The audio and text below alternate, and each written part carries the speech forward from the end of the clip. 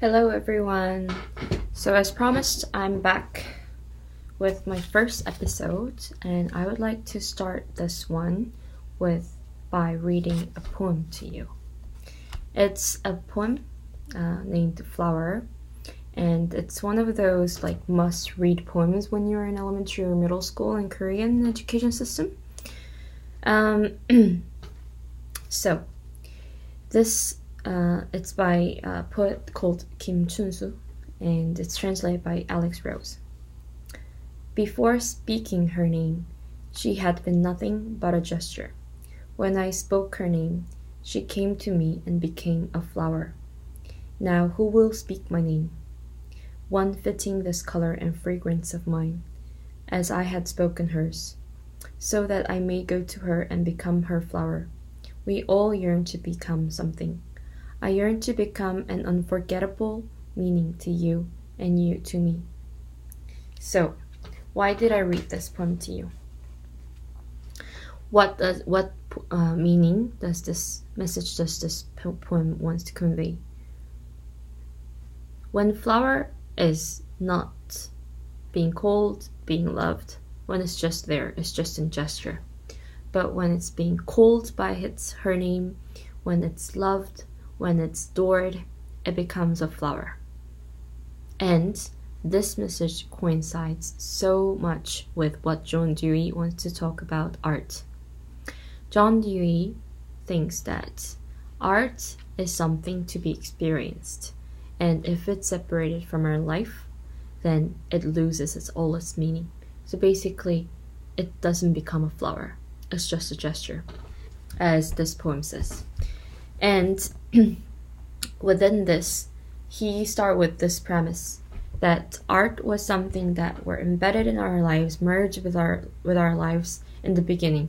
For example, our table, our china, our utensils, our hair decorations, our clothing, our architectures, everything, literally, they were part of our life. Because when we go to the old museums, like the big ones, like Metropolitan or like Louvre or things like that, then we go and see that all the things that those people used, like the really way back then, are displayed as an artwork. And then we can think about what is an art? Why are these art? And then why are our spoons and knives are not a work of an art? We can think about that. So what John Dewey wants to say is, in the due course of history, there has been some historical events that separated art from our lives, such as imperialism and ultra-nationalism that have built a separate building, like galleries and museums for artworks to exert the power that Napoleon or the people who had a lot of authority and things wanted to exert. They wanted to basically exert their powers and show people that we have this much power and these are the things that we got, and we're going to display these loots into these magnificent architecture because we want to show how strong we are. And because of that, art became separate from our lives, and then now we are taking that status of art per se, status quo. Just we think of art as something to go see in a gallery or museum, but what he says is it was never like that, and we need to re-attain that connection between art, and we need to gain back that merge that we had with art and bring it back in our lives. And in order to do that, we need to live life fully, and because when you are living life fully, then only then you can go through something he calls as an aesthetic experience, and I'll talk about this a little bit later. But you get the gist, right?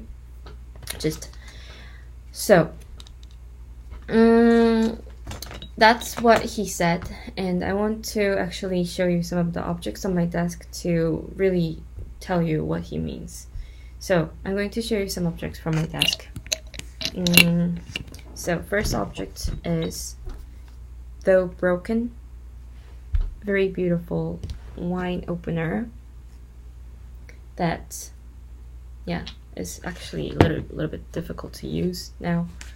And it's a coffee bean that I got at a cafe that I like, because and I thought this packaging was so beautiful because it has an inscription, quotes from Thomas Mann's Tristan, and I thought it was very beautiful. And this bottle from Kyoto, and it's a very old bottle with this soldier's painting of the soldier, and judging by the spoon inside, it may have been some sort of thing to put a powder or something in it. And this teaspoon that has these beautiful hammer textures that I love and that I use on a daily basis. And the Mona Lisa that I printed out. And because I thought that wine opener was so beautiful, I drew this. And then because I thought that coffee was so beautiful, I drew this too. So within these objects that I just shown you, how many of the items do you think should be considered as an art works? So the reason why I'm asking this is because according to John Dewey, everything that I've shown you should be considered as an artwork. Why? Because they are experienced in my life. Do you know what I mean? Do you get what I mean? So, of course, the basis is that these are very beautiful objects. And to be honest, I don't really know what to do with this because I just printed it for the sake of this video. But maybe I could write some letters on the back. So, you get the idea of what he wants to say. Only when it's experienced, it becomes an artwork. So we can talk about this as we go because we have 13 chapters left. But now that we started off thinking about it, I want to actually show you guys the origin of, the meaning of. So basically, art in Korean is 예술, and 예술 in Chinese character looks like this, and I will explain this. So this is 예술. 예술 is in Korean we use the sound of it, and it's art. So the meaning of this character is a talent, and this also is a talent, just as different sounds. And I'll dissect a little bit because if you know, Chinese characters have they're from symbols, they're from actual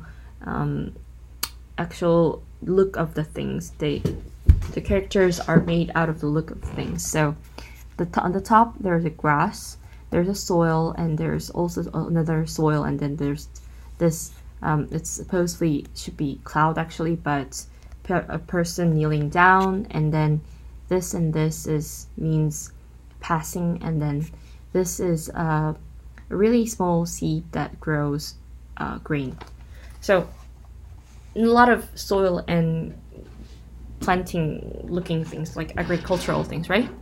So what does this mean? Originally the art in 예술 means the talent of growing grains, fruits, and vegetables from a bare soil. So think about it. Back then, you need to grow things for you to survive, right? It's not like you could just go to Mart and buy like things and then eat it. You need to grow things, and in that era, having the talent to grow things and to bring it to our table was considered a great art. So this is the origin of art, the meaning of art.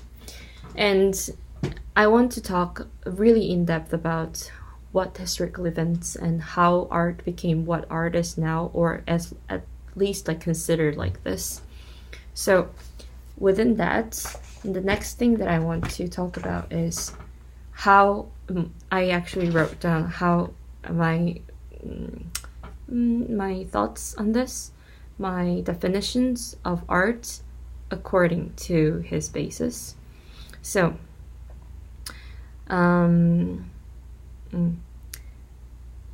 person who loves art is a person who knows that life itself is an art, and the artworks that they've created furthermore changes others' life.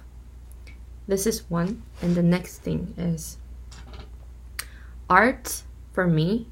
Now that I've gotten this idea, art is action that the people who are fully living their lives, growing their lives, expressing their realizations and express it in the way that they could with the materials that they have, and changing each other's life.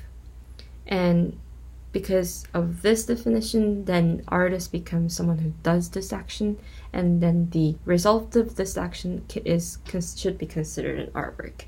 So I quite like this definition actually, but I was actually I'm taking a lot of actuallys, but I thought about it today that questioning what is an art is a little bit similar, like what is love or what is life?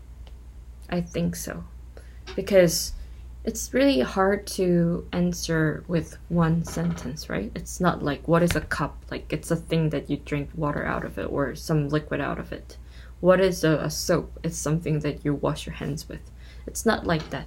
Like life, love, these things, and art also, it's normal for it to have many different definitions, many different perspectives on how it should be defined. There are so many ways that people view it. There are essentialists, there are functionalists, and there are loads more other. But what I want to say today is art is something that changes our life. And to give you a little bit of, this is all in a nutshell for today's chapter 1. So, I think art is something that's not just an experience, but it's just life itself. And there are so many things and so many concepts and so many quotes and so many things. Basically I have a lot that I want to share with you. So I will try to organize it well so that I can do that. And thank you so much for watching, even though I don't know how to actually do all the technical stuff. I just want to make this out there, and that's the most important thing for me right now. So thank you for watching, and I'll come back next time.